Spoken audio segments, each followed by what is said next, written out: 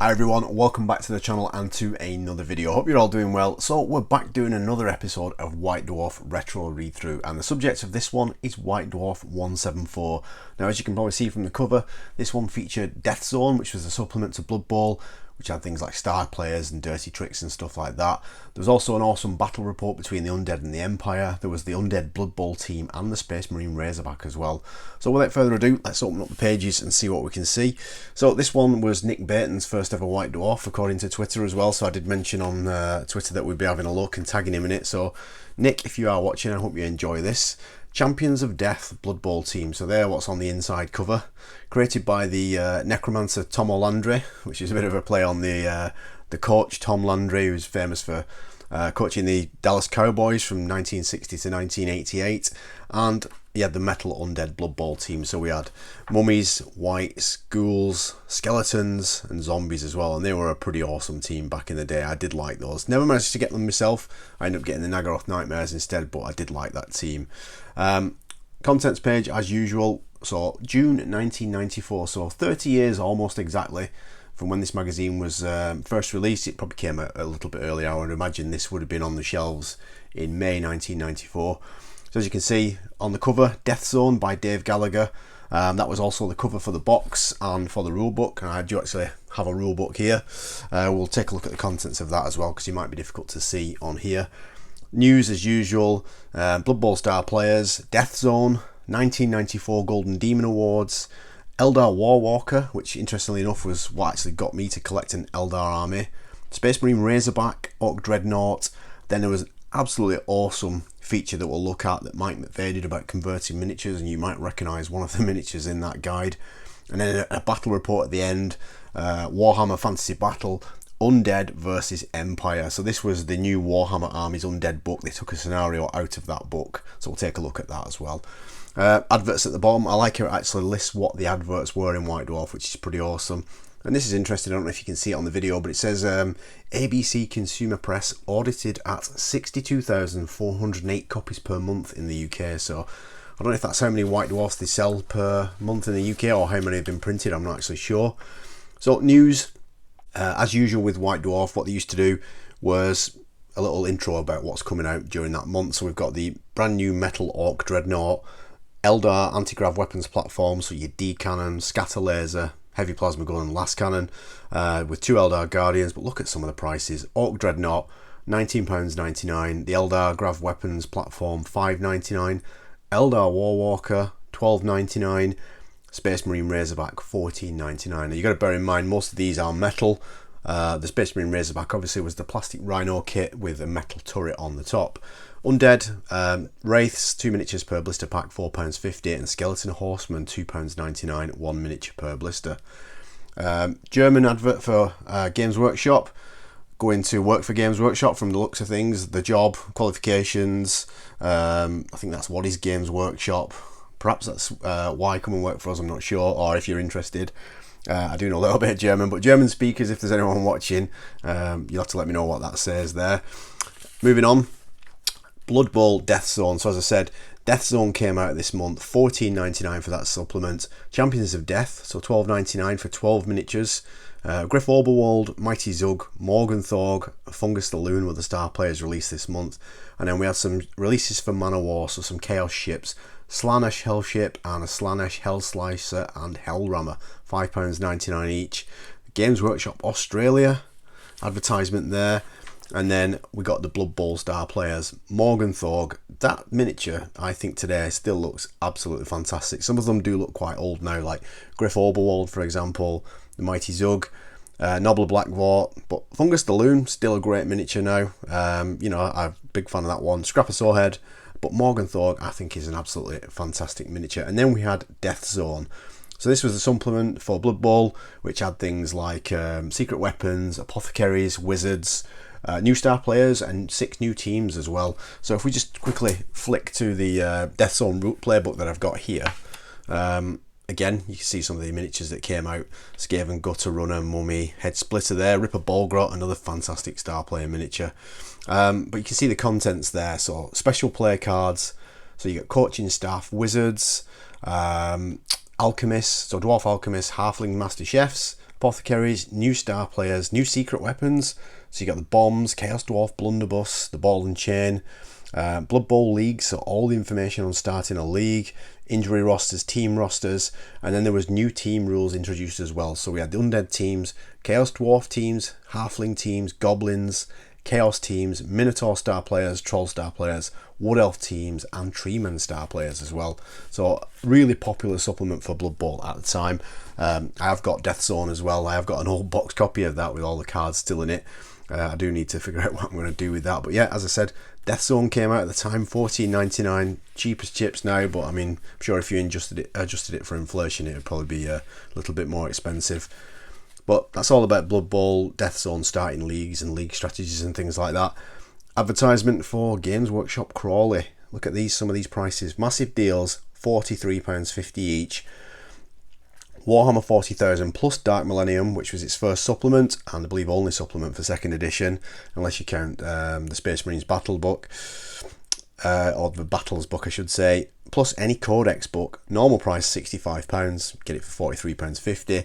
Again, Warhammer Fantasy Battle. Man of War, plus £15 worth of box ships, plus either Plague Fleet or Sea of Blood. Sea of Blood was awesome. Normal price £54.98, so 55 quid. You could get it for £43.50. And then we had those usual coupons that you could get in, you know, when there was a grand opening for a store or a grand reopening. Can't use those together though. I have checked. Can't do that. Doors open 9 AM apparently. So if you ever, if you're watching this video and used to shop there, that's when it first opened apparently. And then on the other page, I believe we've got another one. Yeah. So Games Workshop Sutton, again, those same deals there and those same vouchers. Then Golden Demon 94, so Monday the 2nd of May 1994, NEC Arena, or it was a National Indoor Arena actually. I wonder if anyone's reading this and can spot themselves on those pictures. That would be quite interesting if I just bring that a little bit closer. Were you there, Golden Demon 1994? I didn't go to that one. I think I went to 1993. But yeah, I didn't go to that one. And then, judged by Mike McVey of all people, store banners. So this is one of the best things about Games Day and Golden Demon. Every store creating its own banner, and people just who were going just in general creating their own banners and just turning up. It was really quite the event. No internet back then, of course, or perhaps maybe it's in its very, very early stages. But yeah, great times and some absolutely amazing miniatures.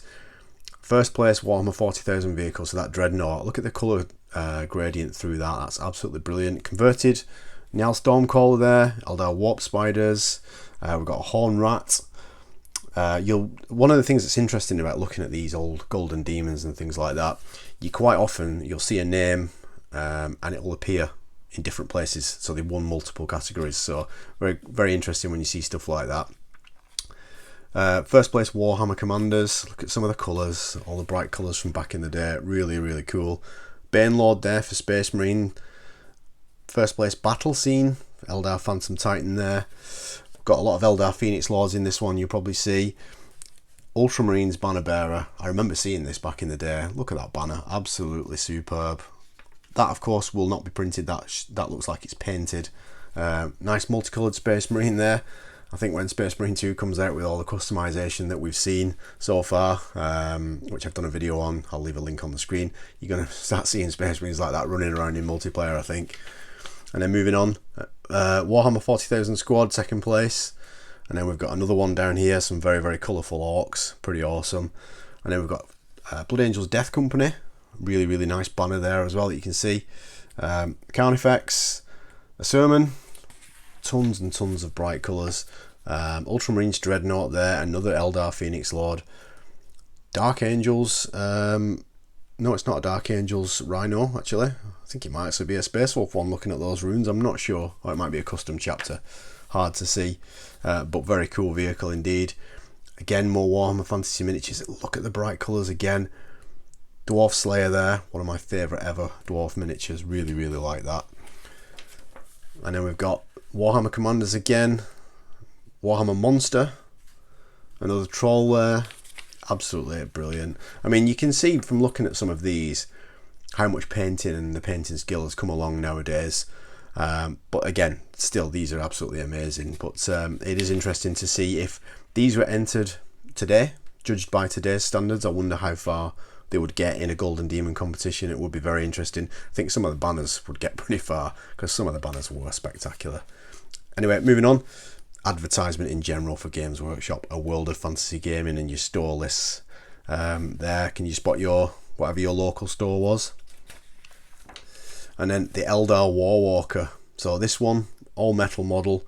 This was the miniature that actually got me to collect an Eldar army in 2nd edition. I remember reading a battle report. I think it was White Dwarf 171. It's called Witch Hunt. It's the Eldar versus the Orcs, and there was a Warwalker with a scatter laser that just did absolute work against the Orcs. They were fighting over some sort of refinery. Brilliant, brilliant battle report. One of my favourites ever. And there's your Eldar anti-grav weapons platform. So you could build a D cannon, las cannon, plasma gun. I think a missile launcher was the other one, I can't remember. Then you got 2 Eldar crew members. There's some other ones as well that you can see towards the end in mail order. And we had our Space Marine Razorback, so a variant of the Rhino. Carry 5 troops instead of 10, so it can carry a combat squad, armed with a las cannon and twin link plasma guns, I should say. Look at the bright colours again. Dozer blade painted red. What a time to be alive, eh? Red doors, red turret. You got your yellow Razorback emblem there. Absolutely bonkers, but this was the norm back in the day. You know, bright goblin green bases, super bright colours, super bright blood angels, and a red Dozer blade. I mean, can't beat it. This was a plastic Rhino basically with a different top hatch and a metal turret and a metal gunner. You'll see that in the mail order. And then you get your vehicle card as well, which you could cut out and fold in half, maybe pop a bit of card between it if you're feeling adventurous. So this matches the vehicle cards that you had in the day back in 2nd edition Warhammer 40,000, my favourite ever edition. Many will argue against that, but I just loved it. And then Orc Dreadnought, again, another fantastic metal miniature. I mean, look at some of the buildings and terrain that they used to build for the Orc settlements. Brilliant. And you get a banner there you could cut out and stick on your Orc Dreadnought if you wanted. I love the pilot peeking out the top. Another advert for another store, Games Workshop Ipswich. Grand opening, again with all our deals you can pick up. And then moving on, we've got another one for Romford. So they were opening 4 stores a month from the looks of things, or getting that way. New Warhammer Armies Undead book, so another supplement book for Warhammer Fantasy Battle. And as I said, this edition's battle report is based on this book, so you'll see that a little bit later on. It's based on a scenario in that book. And then this is the modelling guide that I mentioned by Mike McVey. Dire Avenger Exarch. So this one is on the cover of, I can't remember which White Dwarf edition it was. It might actually be 171, I'm not sure. Does it actually say? But he's converted a miniature based on that artwork. Again, he did the same for a Dark Angels captain on the cover of Dark Millennium. So this was a supplement to Warhammer 40,000 2nd edition. And there's details on what parts that he's used to create these various different miniatures. Really, really nice conversion that. But then the most famous one you probably recognise is the Blood Angels captain from the cover of Warhammer 40,000 2nd edition. What I like about this guide is he's shown the individual Space Marine miniatures that he's took parts from. So for example, Blood Angels Devastator Sergeant, one of my favourite miniatures. He's took the upper right arm and the chest from that one. Then we've got I think that's just a tactical marine, I'm not quite sure. We've got the Dark Angels Sergeant there. He's taken the head from that, and then I believe that was the Sergeant that came with the Ultramarines, or just the Space Marine Tactical Squad box, and he's taken the Power Fist from that. And bear in mind, you know, it's not as like we can convert stuff now where everything's plastic and it's dead easy and you can kit bash. These are all metal miniatures, and you were taking a saw and you were cutting the bits off and filing them down and making sure everything fit. And then you were going to have gaps, and you had to fill those gaps with modelling putty or green stuff or whatever. So yeah, not as easy to convert things. And so Mike McVey created this Space Marine miniature from this artwork, and it is absolutely brilliant, as you will probably see over the page. There we go. I'll just bring that a little bit closer to the camera so you can see it. But he did an absolutely phenomenal job. A paint job as well, phenomenal. And you actually could get this miniature released, I think it was Games Day 2012 or 2011 or something like that. They created a fine cast version of this miniature, slightly different than that, more accurate to the artwork, and it was a really, really nice miniature as well. But there's a guide here on how he's done everything. You can see that he's pinned various parts together, done a dry fit to make sure everything's right, and then put everything in place with the old school bolter there as well. And then the hair, I think he actually sculpted a little bit of the hair with some more, modelling putty around the back of the head and at the base of the neck, and then smoothed into place using a sculpting tool. So he's actually created that little ponytail on the back of the Blood Angels Sergeant there as well, or Blood Angels Captain I should say. Absolutely awesome conversion and a really, really cool article. White Dwarf back in the day with articles like this was just what made it special and captured the imagination of many kids and many adults, I'm sure. Moving on, Warhammer Day Battles. This was another cool thing. Various stores, various times of the year would do scenario battles, like for example Return to the Wolf's Lair there, a little bit of a lore blurb there, the Poison Canal, Broken Teeth and Bleached Bones at Games Workshop Leicester, Cambridge, the Halls of Ekrund, all themed days that you could go and take part in and stuff like that. So it says there, at each Warhammer Day there are massive battles on specially made terrain with hundreds of expertly painted Citadel miniatures. Everything you need to play is provided, just come down and join the fun. Prizes are awarded to the most heroic players and for deeds of special valour. So that's really cool that they used to do stuff like this, and I wish, you know, it would go back to stuff like that. And then we've got brand new undead miniatures, wraiths, we've got skeleton horsemen there as well. Some of these miniatures could still stand up today. That is a really nice looking miniature. And then we've got Revenge of the Doom Lord. So this was a battle report between the Empire and the Undead. Dieter Helsnish undead host. They're trying to battle for the village of Beekerhoven. And if I remember rightly, there was Nordland, Kislev and Middenland for the Empire, but some of them would come as reinforcements, and they were fighting over the village of Beekerhoven. And in, like, for example, in turn one, like, it's quite funny. Before we go into turn one, if you look at this, so the battlefields, the way the scenario was set was they were fighting over this village of Beekerhoven, but further away there was a separate battle with Kislev reinforcements and some undead skirmishers, and depending on who won that, you would get them as reinforcements, which was quite cool. And it's really, without giving it away, you should read this battle report. If you can see the text on the page, obviously feel free to pause the video and have a look at this battle report. But just like the old battle reports, massive colour pictures of the entire army, and you can actually get these armies as well as mail order. But I mean, look at that Empire army, absolutely gorgeous. And then there was the Undead army as well, you can just see there, with some really nice terrain. And as usual with the old battle reports, we've got our full colour maps detailing the action and stuff like that. So you can see the Nordland contingent, and then the Kislev contingent, and the Middenland contingent for the Empire, and then the Undead army, and then it's your skirmishers there as well, which was supposed to be taking place further away.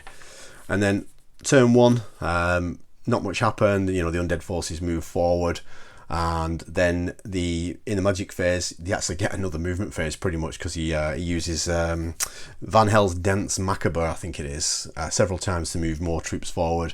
And then the Screaming Skull catapults target the Empire great cannons but don't do anything.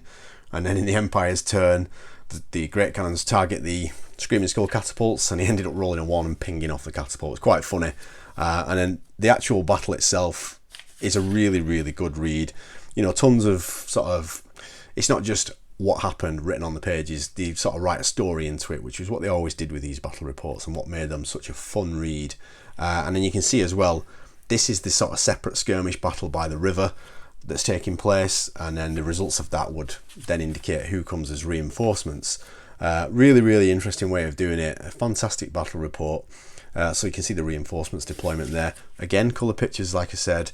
You got your maps detailing what's happened, and it was actually quite a closely fought battle. We did end up with some Kislev Lancers turning up at the end, but while they were effective when they arrived, it was too little too late. The Empire Pistoliers were really good in the battle as well, and it ended up being an undead victory, but it's only 24 victory points to 20, which is fairly close, to be honest. But yeah, just a really fun battle to read through, and if you can get your hands on this magazine, or you have a copy lying around somewhere, dig it out and do read it, because it really is good. And then lots of conclusions at the end, you know, about what happened, how could they have done better, and some of the mistakes that they made as well, because the Empire player does make a couple of not tactical errors, but interesting choices, I will say. And then we're on to the mail order section. So Blood Bowl and Dead Zone. So these two, this edition and Death Zone, were kind of re-released with a blue border around the edge. So I've got the version of Blood Bowl. So I think this was the 3rd edition. And then you got sort of like a 3.5, and it had a blue border around the box, but the same artwork. And again, Death Zone had a blue border. They're the ones that I've got. Mail order at the time was really good. You could get pretty much anything on mail order. You'll notice that there's no email address or internet at the time, so it was just posting the form in the back of White Dwarf, or you'd ring up and just basically tell them what you want. Some of the prices here are absolutely amazing. So look, Warhammer Fantasy, $34.99. Don't know if you can see that. Warhammer Armies books, £10 each. You get backs of self-adhesive banners, which is really good. Blood Bowl, $29.99. 40k, $34.99, and Dark Millennium was £20. Codex Space Wolves, £10. Codex Eldar, £10. The Razorback, $14.99. The Orc Dreadnought was £20. That Eldar anti-grav platform, as you saw at the start of the magazine, was £5.99. And then looking down here, Space Marine Epic. So Space Marine, $34.99. And then there was a couple of supplements, £15 each. Man of War, £25. Plague Fleet, $14.99. Sea of Blood, $14.99. So quite a cheap game at the time, Man of War, and quite a fun game as well. Not the easiest game to play, but very, very fun. Revenge of the Doomlord, so the battle report that we've just been looking at.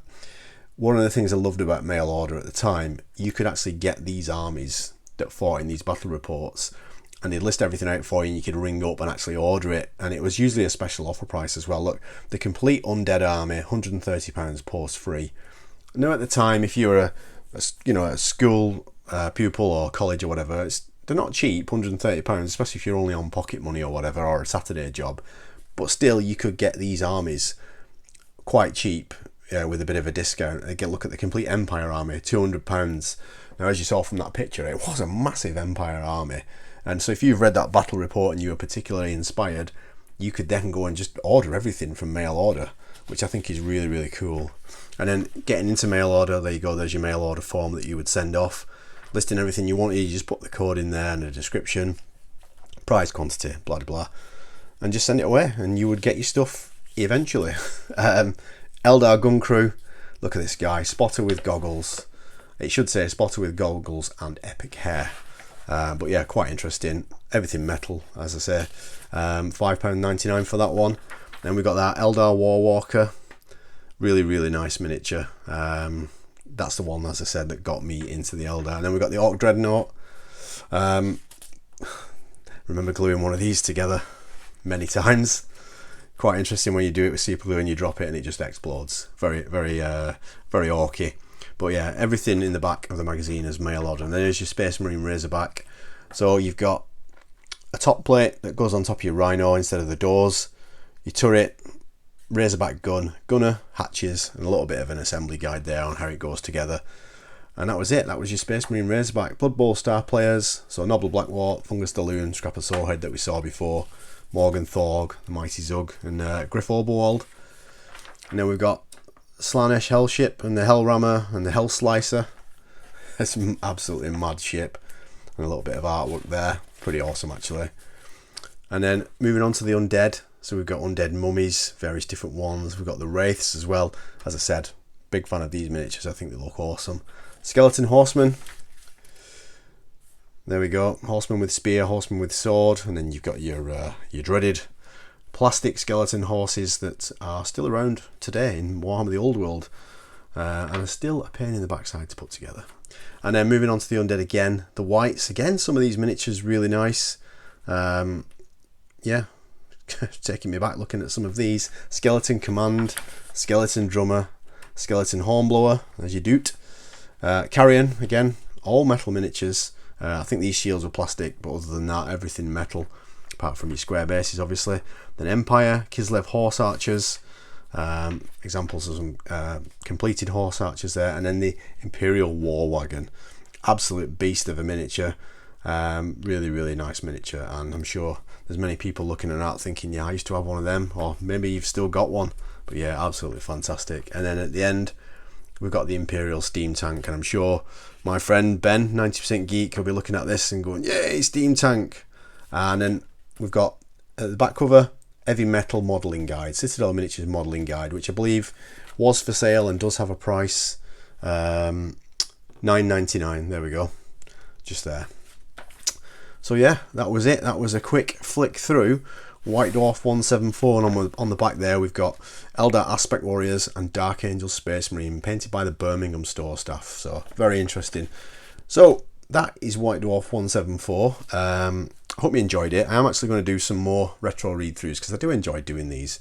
And they're not the type of video that get a lot of views. I don't care about that. I just enjoy reading through these old issues of White Dwarf and just going down memory lane really, and I hope you have enjoyed it too. If you enjoyed this video, please let me know by giving it a thumbs up. Let me know you've enjoyed it, and if you didn't enjoy it, just leave me a comment, let me know why you didn't like it, because that always helps me make better videos going forward. If there are any particular issues of White Dwarf you would like to see appear in a retro read-through episode, do let me know in the comments. I have got a vast selection of old White Dwarf magazines, and if I've not got it and you want to see it, I will try and get it and buy one and then do a retro read-through for you.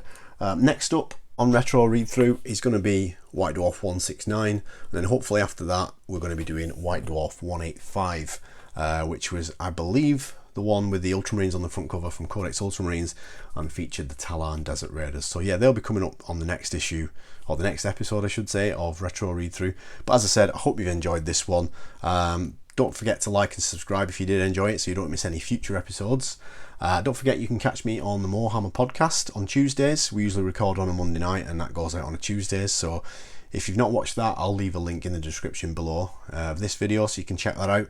But anyway, all that's left to say is thank you very much for watching. As always, I really appreciate it. And I will see you in the next one. Take care.